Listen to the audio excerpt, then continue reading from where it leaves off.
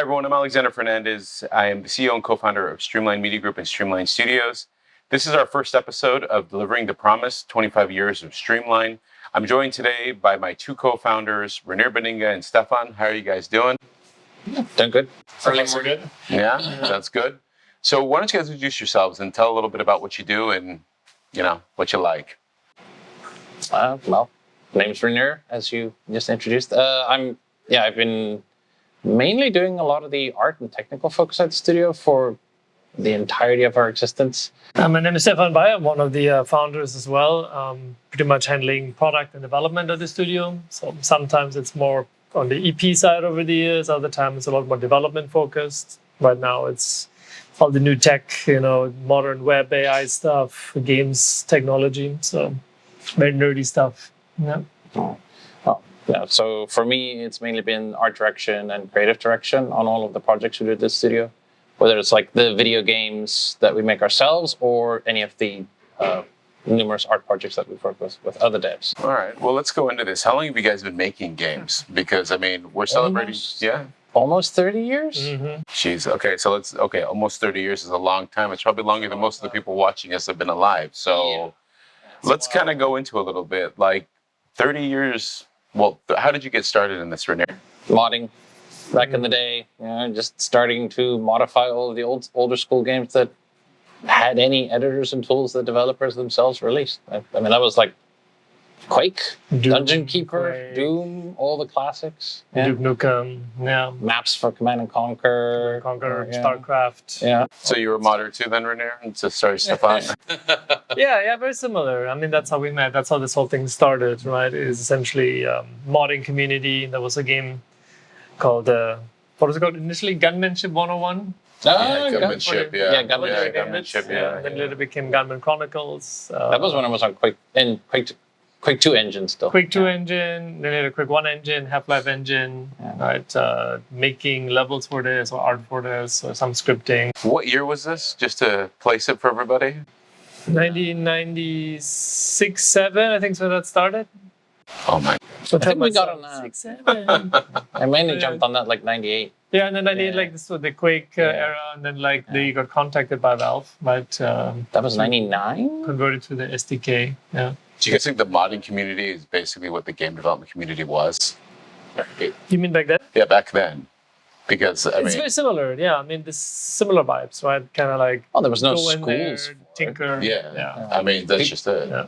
People found their way into games. I remember like the whole mythos back in the day with the modding scene is like you were hoping to get noticed with your mods by developers. And like back in the Polycount days, like as you were doing mods, you would slowly over time see like people that do mods get hired by various developers that way. Yeah, pretty much all of the modding guys from that time. Yeah. If they're in the industry still, that's where they came from. Okay, well, let me ask you guys, how much time do you put into your craft? Because, you've obviously been doing it for 30 years, but how much time do you actually spend doing the stuff that you love to do? Outside of work? Oh. For what you do. Yeah.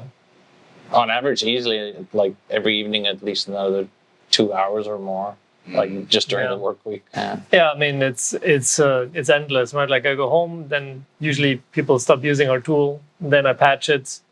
Then in between, I work on my own engine, that kind of stuff, right? So it's always something going on, right? And now my son is seeing me do that. He's emulating me, which I don't know if that's good or bad, but we are constantly doing something. Yeah, it drives us, I think. Yeah. So let me ask you this, because basically it doesn't sound like a job at that point then. Because if you keep doing it when you go home, what is it then? I'm not even sure passion is the right word, but it's just you sense kind of momentum and you have to kind of harness it. At least I think for like game technology or this kind of stuff, like it's rotting easily if you don't maintain it. So it's actually very easy. Like even if you don't look at, let's say, a code base for like a week or two, at least for me, I'm like, oh, I don't remember why I was doing these things. Like you need to stick with it. You know what I mean? It's like exercising is like use it or lose it. Yeah. This is kind of what it is. So that drives a part of it, where it's like the urgency of now, like you're close to figuring out this complicated thing. You have to see it through, or you'll just be confused later on when you're looking at it. What do you think, Renier? Well, I mean, it starts out as a hobby, and usually for a lot of people, they hope their hobby becomes their job. Yeah. But if it's, what's the saying? Like, if you do something that you enjoy, you never work a day in your life. That's true. It's true. It's true. It's part of it. That's true. But I mean, let's be honest. There's definitely jobs that you do that are like, it brings in the bills, even though it is creative. It's a lot of it. It's always more fun when you're doing it for yourself. Well, let me ask you, is it what you thought, is the games industry what you thought it would be when you go back to the 1996, 97, 98 Renier? Is this what you thought it would be? I wouldn't say so. I'm not sure. No, why not, guys? I would say it kind of is. Kind of not. Yeah, like for me it is.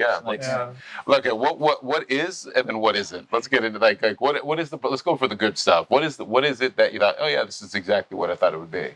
I mean, I like the global nature. That was really obvious back then, right? Like back then, it was like what is it, ICQ, IRC chat or something. ICQ. FTP uploads and downloads for our builds and all this. We didn't have Perforce and stuff like this, but you share updates and builds with people around the world. Like I was just some German kid, and online late at night for me, and like, oh, the Americans are coming online. Go and chat them up, and he was in South Africa at the time, where you were traveling, I think, with you both, right? So we were getting this kind of global vibe, right? And that has kind of proven to be true, right? Like that. I think it was in Holland. Exposure. Like, I was not in South Africa when I started on the modding stuff. Like that was either in Trinidad or in Holland. Trinidad, and because you were mentioning like, I'm going to disappear, and then you were like gone for 2 weeks, and then you came back. Yes. No internet. Mentioned you're like at some internet shop or something, uploading files. Yeah.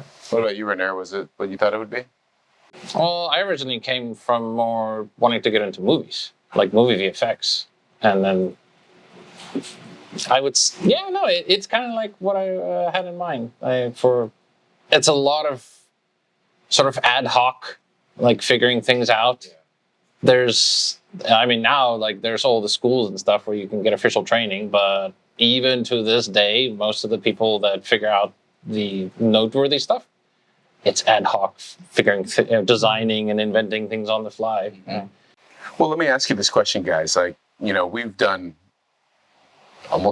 actually more than 500 projects since we started. What do you think is the most trying project you worked on? What was the one that you're just like, holy crap, that was a lot? Trying as in just challenging? Difficult and challenging, yeah. What was it for you, Renier? What would it be? Probably when we were doing Unreal Tournament and what was it, Battlefield Bad Company? Because there was a lot of new stuff. Like that was just when there was the PS3 and Xbox.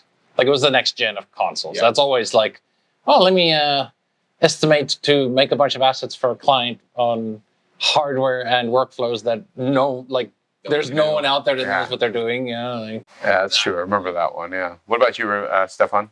I think any multi-SKU launch we supported has always been really difficult, right? Like sim shipping anything is tough because of the kind of risk factor of like, hey, this, the Xbox is pushing the launch onto PlayStation, onto Steam, and whatever else, and you just pushing the team really hard on those projects. I think that's always been the difficult part, and it's always some random thing like, oh, the Unreal Engine has like some new update on that we didn't expect, and now it breaks all our code in like 2 days before we were trying to lock it in, right? Like the volatility of like SimShip is really high, and I think it's been always sort of the most challenging project. So anything that is like this is very intense. I don't know. I didn't even think of bringing that one up for some reason, because we've done so many projects. Like you already have the mental tools to know.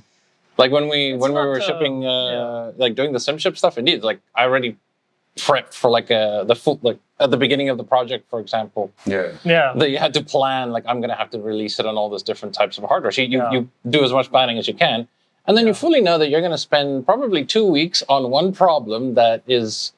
You're going to be trolling on forums for hopefully a solution, and then it's like one checkbox. It's not it's not technically difficult, right? It's more just the unpredictability of like we're stuck on some really one dumb problem of like some checkbox and some bowels of some menu hasn't been set for this one thing we need to do. That's what you're feeling, right? Like the unpredictability. Has that changed over the past 25 years? Literally the exact same thing. It's pretty much the same.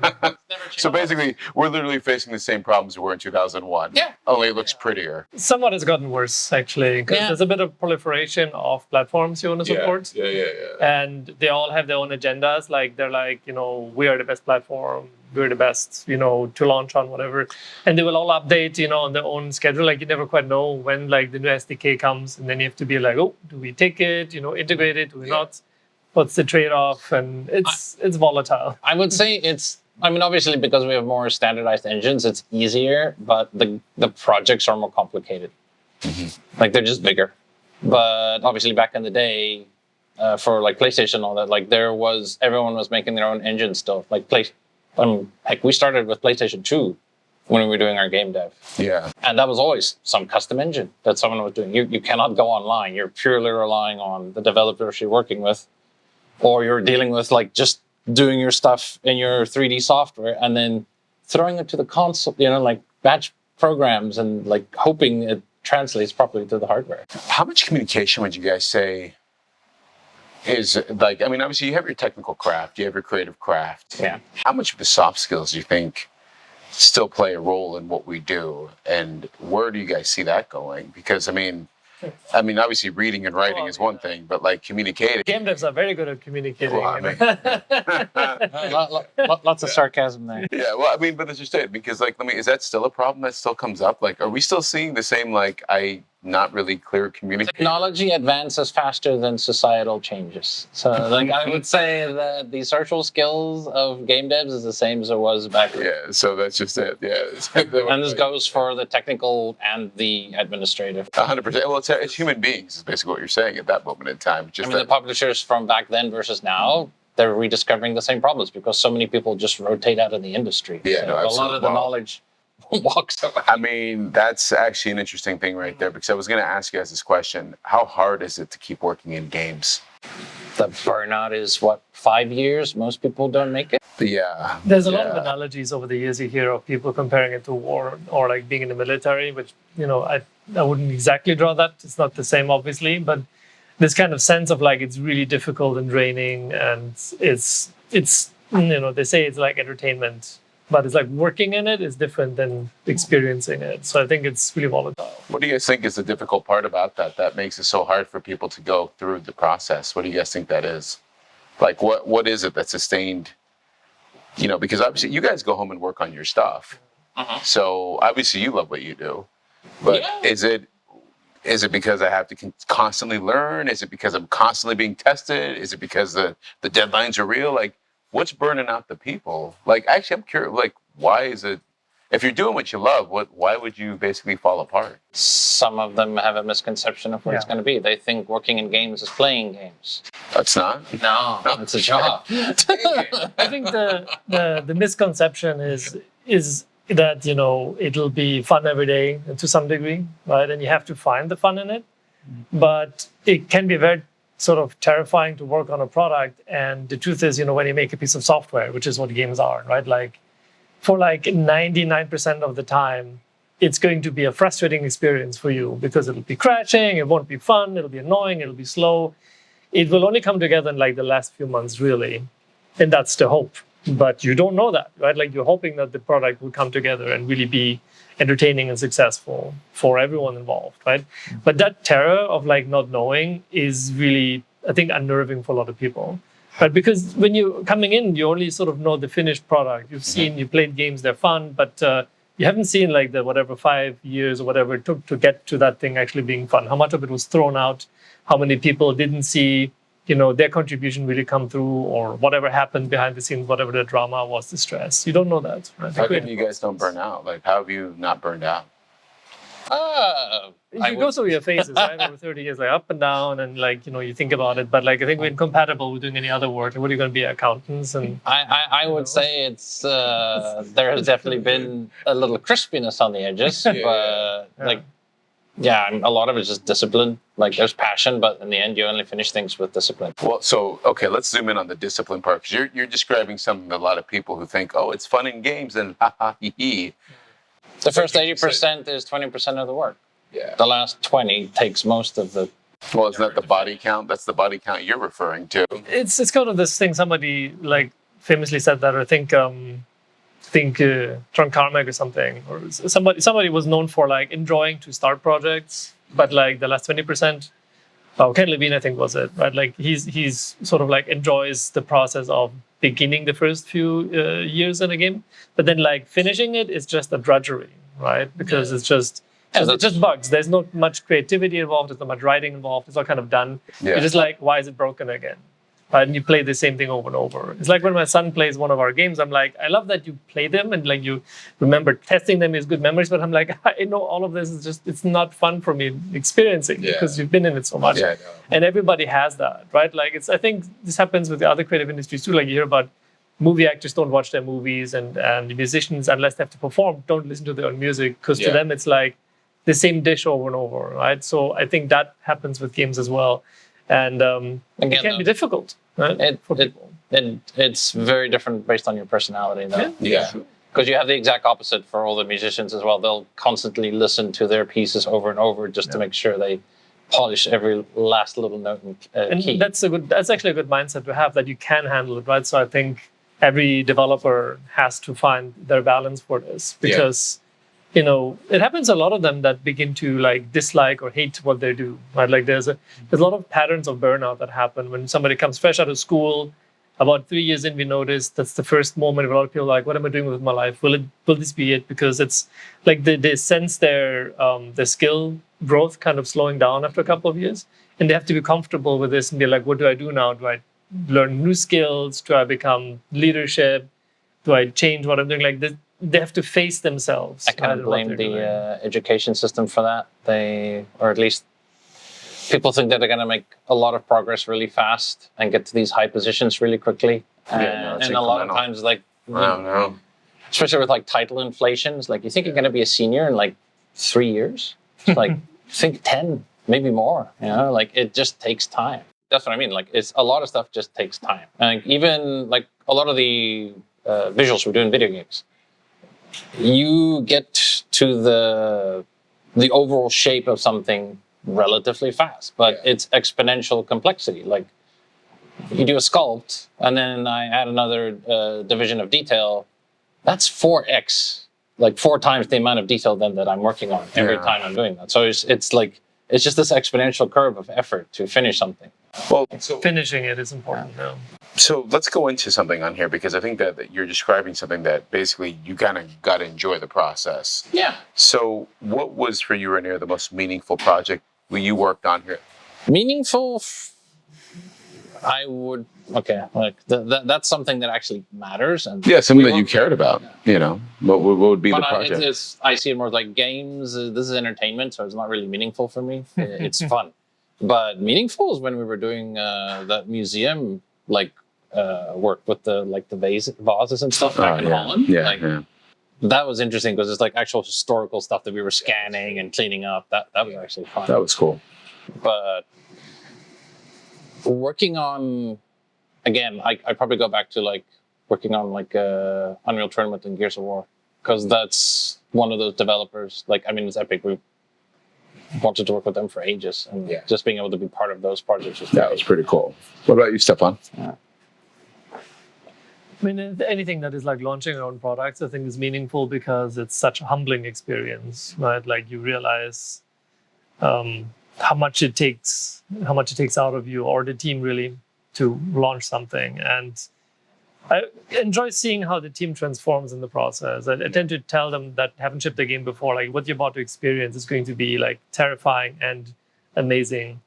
And it always kind of is. And we talk about it afterwards, and they're like, it's so like transformative, right? Because they realize like what actually matters when the game comes out, versus what happened before that. And I enjoy it because it really matures the team. Like the conversations change. Like earlier on, it's like debating endlessly about like some little thing, but once you launch a game or two, then it's like, what, the players won't even notice this, right? When you realize like just through play testing, like 1% of all players ever finish any game, as an example, right?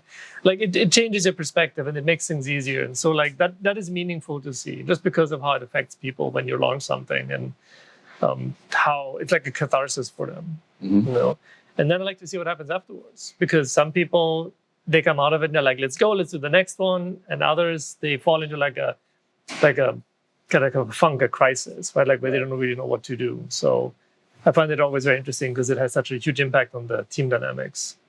A lot of the teams tend to scatter as well after a game is done. Yeah. But some people enjoy being part of like shipping it, the pressure of this. Some love the beginning aspects of it. And when things flip around, like you don't have that like that sense of where the team goes is really different. The identity changes. Well, in 2010, we opened up our studio in Malaysia. So I'm curious what you guys feel regarding Malaysia and the Global South overall, since you've been here for 15 years. So what do you guys think, guys? What is your perspective on the industry? Let's first start with the entire concept of the Global South. What do you guys think about that right now? A lot of creativity here. It's one of the reasons we moved to Malaysia. What was originally was like Singapore, but then it was like, Malaysia's like Singapore, right there. Yeah. China, Japan, India, it's all in range, right? Like there's a lot of sort of cross-pollination. I think what's always interesting with sort of the countries you look at is they have exposure to like many different kinds of cultures, right?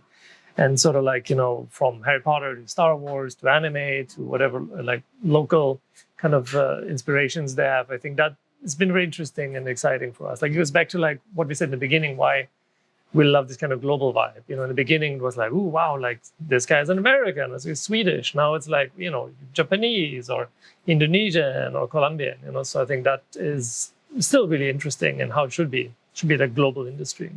How have you guys seen Malaysia grow over the past 15 years? Well, the game industry didn't really exist much here when we showed up. It was us and Codemasters, I think, for the most part. And some other studios were starting. But one of the main bits of talent we saw here is like they've been doing animation here for a long time. Right? And essentially we started looking through that. Yeah. And it's grown so much. I mean, our office that we didn't exist the first few years we came here. Like the whole like site, what was it? The corporate, like that office space area, for example. Like it was jungle. Yeah. And it's just been insane to see how much this place has grown. How much effort do you think it was, guys, that we put into basically cultivating and growing the games industry here? If you think about it from a talent perspective and just a development perspective. Probably more than we realized, but we just did it because of necessity. Like we wanted to do it. Like there was all this creative talent here. It was like, hey, let me teach you how to come from animation into video games. It's not that different. Here's a few things to watch out. And we just kept working on projects, and people would, the team would grow, and then, obviously some leave, and then they join other studios or start new ones. Just sort of naturally over the 15 years, we helped grow it a lot. You have to essentially find the kind of personalities that can work well for what is required for shipping games, right? Because animation, I know it has its challenges, but it is somewhat safer in regards to like input versus output. Right? Software is always going to be harder to maintain. But like once I print my film, like it'll usually keep on working. But a video game is a piece of software. 5 years later, 10 years later, 15 years later, not sure if it still works or not. Right? So life cycle is always something you have to maintain much more intensely, and that can be requiring very different kind of people to be comfortable with. Like we have to maintain it, we have to build it, we have to launch it. It's always a moving target in some sense, and that means you need to find people that enjoy a more stressful creative experience. And I think there has been some growing pains in that for the local industry, where it's kind of like, it's kind of the same as animation. It's not. It's a lot harder. It's a more difficult industry to get into. And for us, and even just growing ourselves or like leading teams that do this, the only process that I know is just you ship things. You either ship yourself or you're really close to the process of shipping with partners. And it humbles your team, it humbles yourself, in learning how to do that. I'd say different challenges. They both have their complexities. The stuff that you have to deal with, like in animation and VFX, for example, versus games, they don't cross. Exactly. They're their own level of logistics, the problems to deal with. So, but there's an adaptation that you need to do. So if you look at the raw talent, so when we came to Malaysia, the talent was quite raw. They had capabilities. They had never been formalized, never been focused on shipping products, never pushed to the grinder. when you zoom out a little bit and you look at basically the rest of the global south, we're seeing multiple countries come online: Indonesia, Vietnam. You're seeing Thailand. You're seeing Colombia, Chile, Argentina. Africa is coming online now as well, all with talent, all with raw desire and push. How do you guys see those other parts of the world developing, and where do you see our role in terms of helping that happen?